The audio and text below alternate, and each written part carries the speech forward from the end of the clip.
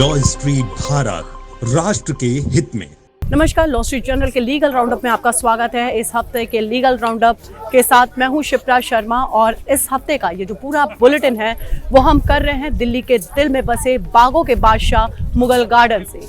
Mughal garden जिसका नाम अब अमृत उद्यान हो चुका है। नाम बदला है तो किस कानून के अंतर्गत बदला है ये हम आपको आज के बुलेटिन में बताएंगे। साथ ही बताएंगे बीबीसी की उस डॉक्यूमेंट्री के बारे में भी बात करेंगे जिस पर विवाद खड़े हुए हैं, सुप्रीम कोर्ट में मामला है। सब कुछ इस हफ्ते के लीगल राउंडअप में, लेकिन उससे पहले आइए नजर डाल लेते हैं अब तक की हेडलाइंस पर। सुप्रीम कोर्ट में ट्रांसफर होगी धर्मांतरण कानूनों को चुनौती देने वाली सभी याचिकाएं, केंद्र और 6 राज्यों से मांगा जवाब। बीबीसी डॉक्यूमेंट्री पर बैन को लेकर केंद्र को सुप्रीम कोर्ट का नोटिस, 3 हफ्ते में मांगा जवाब। सुप्रीम कोर्ट पहुंचा अडानी को लेकर जारी हुई रिपोर्ट का मामला, हिंडनबर्ग के मालिक पर कार्रवाई की मांग। जमानत के बावजूद रिहाई में देरी पर सुप्रीम कोर्ट सख्त, शर्तों में बदलाव पर विचार के दिए निर्देश। और संवैधानिक है सार्वजनिक जगहों के नाम में बदलाव, एनडीएमसी के वाइस प्रेसिडेंट सतीश उपाध्याय ने लॉ स्ट्रीट भारत से खास बातचीत में बताए संबंधित कानून। 93 साल पुराने इस गार्डन का नाम भले ही मुगल गार्डन हो, लेकिन इसका जो निर्माण है वो ब्रिटिश काल में हुआ। और अब जब देश अपना अमृत काल मना रहा है, ऐसे में किसी भी गुलामी के प्रतीक के साथ देश आगे बढ़ने के मूड में नहीं है, सरकारें आगे बढ़ने के मूड में नहीं है। लेकिन किस संवैधानिक हक के अंतर्गत, किस कानून के अंतर्गत इस गार्डन का नाम बदला गया, खुद बता रहे हैं एनडीएमसी के vice president Satish Upadhyay. Sir, law street Bharat से बात करने के लिए बहुत बहुत शुक्रिया। जी नमस्कार। सर, बहुत आसान है क्या नाम बदल देना सड़कों के? नहीं, देखिए, सड़कों का नाम बदलना, खासकर दिल्ली देश की राजधानी है और देश की राजधानी में सड़कों के जो नाम हैं वो मुग़लों के समय से, अंग्रेज़ों के समय से, कुछ जगहों की हिस्टोरिकल पृष्ठभूमि है और कुछ औपनिवेशिक समय के यहाँ पर बने हुए हैं। लेकिन नाम बदलना किसी भी जगह का इतना आसान नहीं होता है। उसके लिए एक कानूनी प्रक्रिया है, उसके लिए एक न्याय विधि है जिसके हिसाब से आप नामों को बदल सकते हैं। पहले दिल्ली में स्टेट नेमिंग अथॉरिटी होती थी जो दिल्ली और एमसीडी के अंदर या एनडीएमसी के अंदर आने वाले जितनी भी रोड्स हैं, पार्क्स हैं, सार्वजनिक जगह हैं, उनके नाम बदल सकते थे। लेकिन 99 में एक लेफ्टिनेंट गवर्नर का एक ऑर्डर आया जिस ऑर्डर में जो लोकल अथॉरिटीज़ हैं, खासकर दिल्ली नगर निगम और एनडीएमसी, उनको ये अधिकार दे दिया गया कि वो अपनी जगहों पर रीनेमिंग, नेमिंग और पार्क्स, सार्वजनिक जगहों के नाम बदल सकते हैं। और उसकी भी एक कानूनी प्रक्रिया है। उस प्रक्रिया के तहत अगर हम एमसीडी की बात करें तो वहाँ पर एक पूरी की तरह से कमेटी है, आपको हाउस में प्रपोज़ल लेकर के आना होता है। इसी तरीके से एनडीएमसी में हमारी जो काउंसिल की मीटिंग है, council is the highest authority, और उस अथॉरिटी में काउंसिल की मीटिंग में वो प्रस्ताव लेकर के आया जाता है, रेजोल्यूशन लेकर के आया जाता है, मेंबर्स के कंसेंट के साथ, सबकी सहमति के साथ उसको पास किया जाता है। हमारे यहाँ सेक्शन 11 में ये एनडीएमसी को अधिकार दिया गया है जिसके तहत आप सेक्शन 11 के क्यू में और 231 में ये हमारे पास अधिकार है कि हम इसको बदल सकते हैं। इसके साथ ही हमारे पास है कि 1975 का सेंट्रल गवर्नमेंट का एक हमारे पास ऑर्डर है, गाइडलाइन है, क्योंकि NDMC is primarily govern by home ministry. तो उसकी गाइडलाइन है कि हम जो मूल भाव है उन सबको ऐसे ही हम किन्हीं को चेंज ना कर दें। तो इसलिए उनकी एक कंसेंट, एक गाइडलाइन लेना बहुत ज़रूरी है और उससे जो उसका मूल चरित्र है उस रोड का या उस इतिहास का, उस हिस्ट्री का, वो ना बदला जाए। एनडीएमसी में 99 के बाद अगर मैं देखता हूँ तो बहुत कम नाम चेंज हुए हैं, परिवर्तन हुए हैं। मैं कह सकता हूँ कि 3 या 4 रोड्स हैं जिनके नाम बदले गए हैं और वो भी जो बहुत ज़रूरी थे। एक राजमाता सिंधिया आई एवेन्यू श्रीनगर में है, उसको हमने बदला था। एक देश के पूर्व राष्ट्रपति अब्दुल कलाम साहब के नाम पर रोड को बदला गया था। और एक देश के प्रधानमंत्री का जो सपना है, उनकी जो सोच है कि किस तरीके से ये सरकार केवल और केवल लोक कल्याण के लिए समर्पित है, तो जिसका नाम रेस कोर्स रोड होता था पुराना अंग्रेजों के समय का, उसको लोक कल्याण मार्ग रखा गया। और अब ये हमको एक बड़ा सौभाग्य मिला है, खास करके मैं तो अपने लिए कह सकता हूँ कि मेरे जीवन काल में तो ये बड़ी घटना है कि जिस राजपथ को इतना पुराना अंग्रेज़ों के समय का जो नाम था, औपनिवेशिक चिन्ह उसमें दिखाई देते थे, जिसको किंग्सवे कहा जाता था, जिसको आज हम जनपद बोलते हैं उसको क्वींसवे बोलते थे, और उसको नाम बदल करके हिंदी का जब रूपांतरण इंग्लिश में किया गया तो राजपथ किया गया। और अब हमने ये नाम जो परिवर्तन हुआ है वो वास्तव में कर्तव्य पथ के नाम में इसको परिवर्तित किया गया है। तो एक और जहां सरकारें गुलामी के प्रतीक को एक के बाद एक मिटाने की कोशिश कर रही हैं, वहीं कुछ देशद्रोही ताकतें, देश को तोड़ने वाली ताकतें ऐसी हैं जो बीबीसी द्वारा बनाई गई इस डॉक्यूमेंट्री के हक पर खड़ी हैं और इस पर जो बैन लगा है उसके खिलाफ आवाज उठा रही हैं, याचिकाएं सुप्रीम कोर्ट में डाल रही हैं। हालांकि आईटी एक्ट 2021 के तहत सरकार को यह पूरा हक है कि ऐसा कोई भी कंटेंट जो देशद्रोह और दूसरे देशों से हमारे देश के जो मैत्रीपूर्ण जो रिश्ते हैं उसको तोड़ने का काम करता है, आपसी एकता जो देश की है, अंदर जो देश की अखंडता है उसको तोड़ने का जो काम ऐसे कंटेंट को तुरंत हटा सकता है, ये हक सरकार को आईटी एक्ट 2021 के तहत मिला हुआ है। और क्या कुछ इस सारे मुद्दे पर है, आइए एक खास रिपोर्ट के जरिए जानने की कोशिश करते हैं। देश के केंद्रीय कानून मंत्री किरेन रिजिजू जी ने देश के प्रधानमंत्री की छवि बिगाड़ती विदेशी ब्रॉडकास्ट कंपनी द्वारा बनाई गई डॉक्यूमेंट्री के बैन पर डाली गई याचिकाओं पर कहा कि इससे जजों का वक्त बर्बाद होगा। कानून मंत्री लगातार ही देश में अशांति फैलाने वाले मुद्दों को शांत करने के लिए अपनी बात सोशल मीडिया में रखते रहे हैं। आपको बता दें कि बीबीसी ने यह डॉक्यूमेंट्री गुजरात दंगों को लेकर बनाई, जिस पर देश भर में विवाद रुकने का नाम नहीं ले रहा। विवाद अब देश की सर्वोच्च अदालत में है। डॉक्यूमेंट्री पर प्रतिबंध लगाने के केंद्र सरकार के फैसले के खिलाफ सुप्रीम कोर्ट में एक जनहित याचिका दायर की गई है। एडवोकेट मनोहर लाल शर्मा ने सुप्रीम कोर्ट में याचिका दाखिल की है।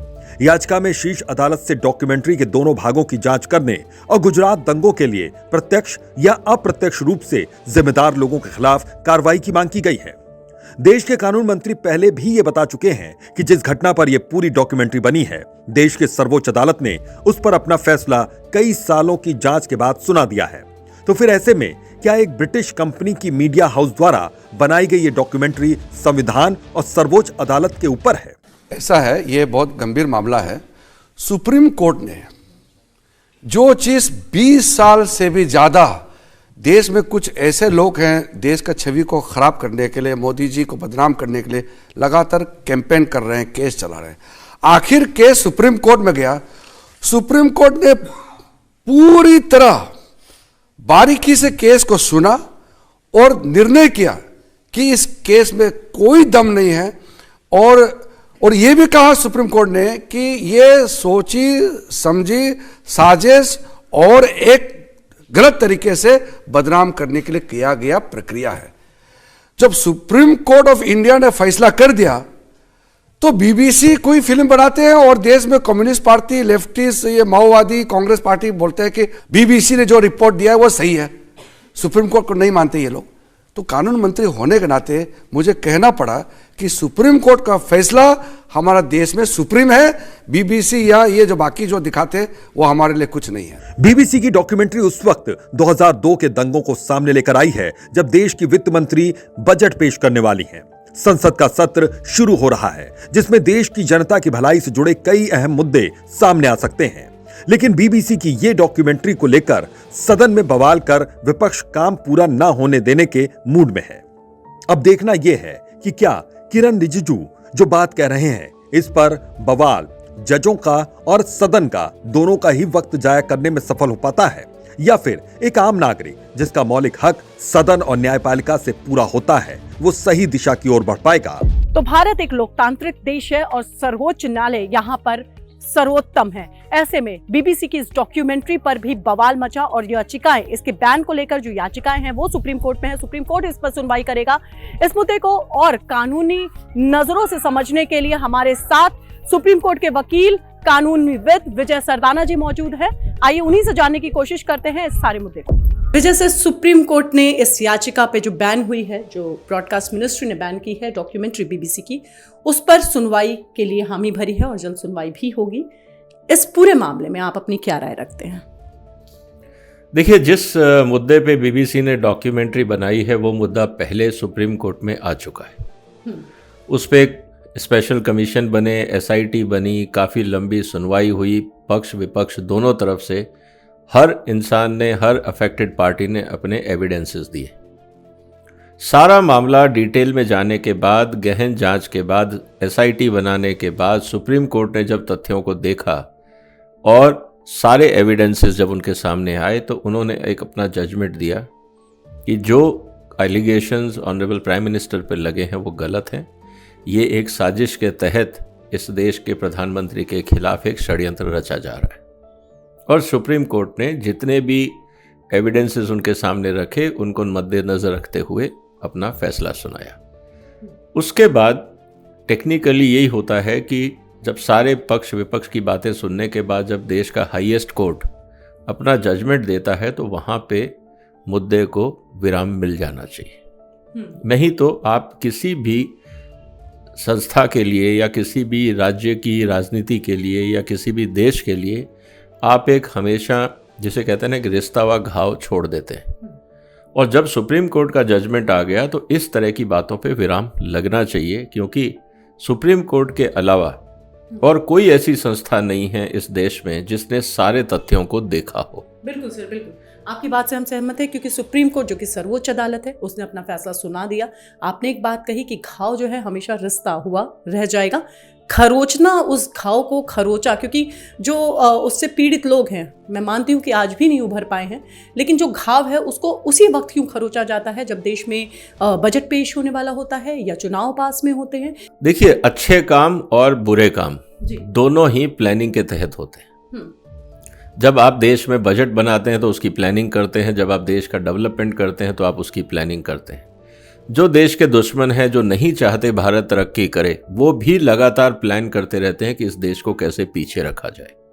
और हमें ये पता है कि 140 करोड़ के देश में अगर आप कोई खासकर सेंसिटिव मुद्दे हैं जिससे सामाजिक समरसता में चोट पड़ती है या जिसको हम कहते हैं सोशल पीस या लॉ एंड ऑर्डर का मुद्दा बनता है, तो डेवलपमेंट पीछे हो जाता है। एक प्रयास बीबीसी की डॉक्यूमेंट्री का शायद यही रहा है कि इस देश में कैसे एक सेक्टेरियन डिवाइड किया जाए, क्योंकि अगर बीबीसी ये कहने को तैयार है कि साहब हमारे पास सुप्रीम कोर्ट से ज़्यादा एविडेंस है या हम सुप्रीम कोर्ट से ज़्यादा सक्षम हैं लीगल मुद्दों को और क्रिमिनल मुद्दों को इवैल्यूएट करने में, किस आधार पे सुप्रीम कोर्ट के जजमेंट को चुनौती दी गई है बीबीसी के द्वारा अपनी एक डॉक्यूमेंट्री के माध्यम से, ये एक गंभीर मुद्दा है।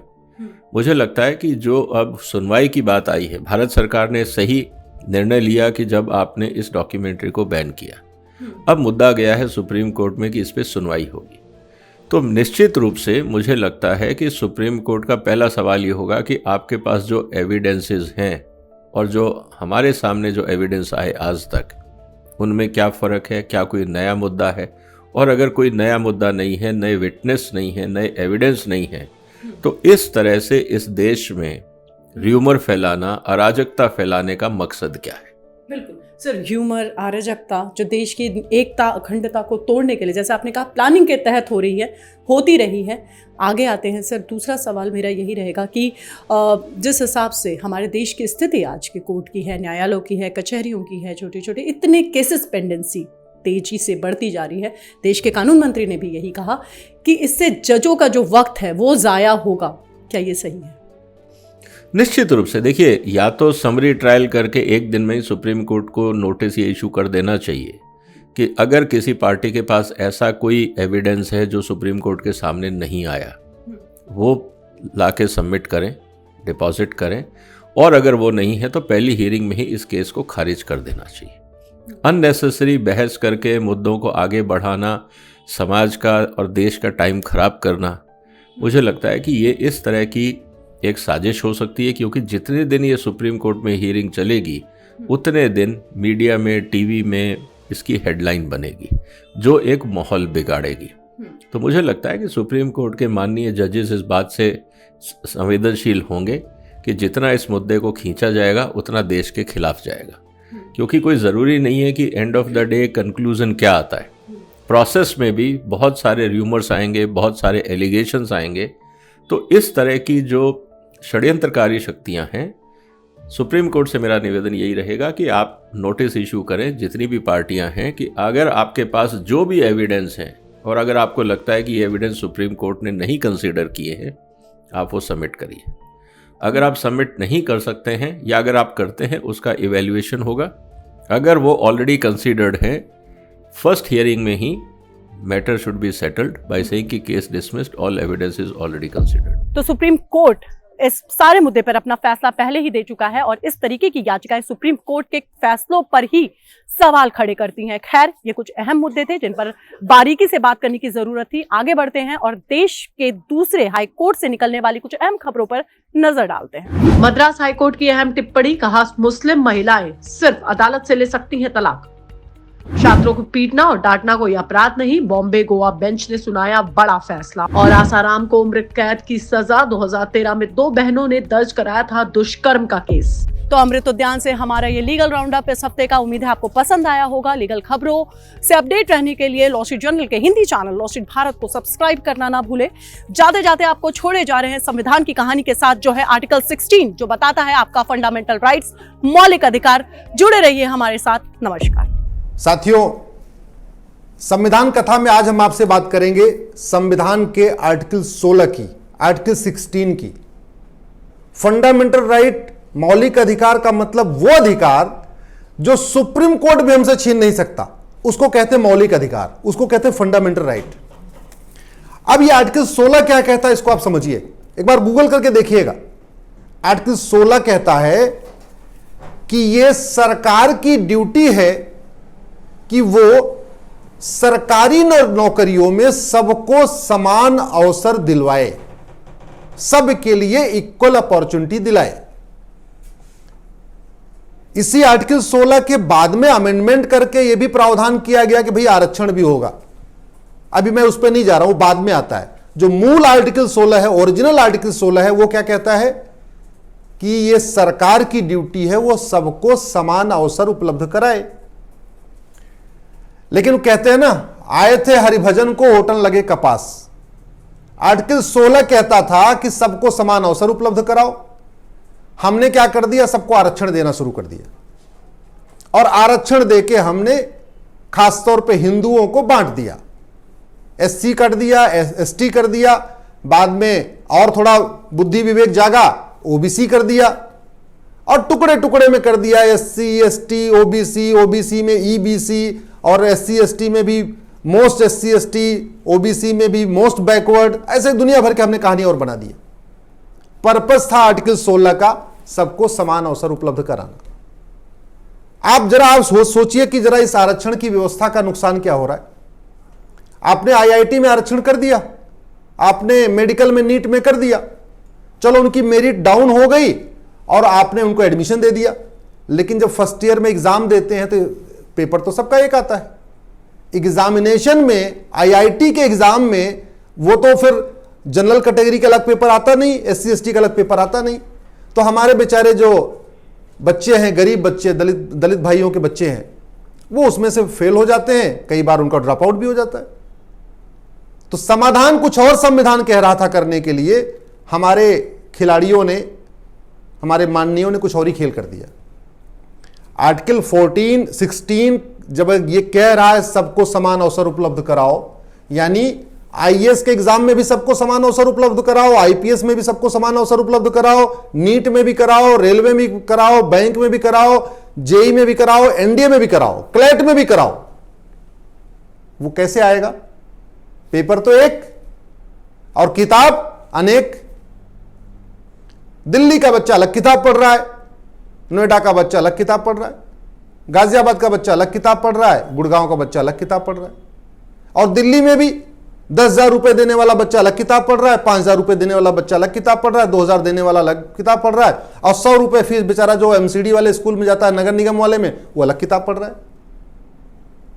एक बार चलो उन्होंने पूरी मेहनत कर लिया, आईआईटी में आ भी गए, लेकिन जब आईआईटी का फर्स्ट सेमेस्टर का एग्जाम होगा, वहां तो पेपर अलग अलग नहीं आएगा, वहां तो अलग अलग मेरिट नहीं होगी, वहां तो 50% सबको चाहिए पास होने के लिए, वहां तो एग्जामिनर एक होगा, पेपर भी एक होगा, 50% का बेंचमार्क सबके लिए। साथियों, इसलिए आर्टिकल 16 कहता है सबको समान अवसर उपलब्ध कराओ, और वो तभी हो सकता है जब इस देश में समान शिक्षा लागू हो। कहीं नहीं लिखा संविधान में कि राज्यों का अलग बोर्ड होगा, आईसीएसई अलग बोर्ड होगा, सीबीएसई अलग बोर्ड होगा। यह संविधान गाइडिंग फैक्टर है, यह संविधान हमारे देश का नक्शा है कि देश कैसे चलता है। यह कहता है समान अवसर उपलब्ध कराओ।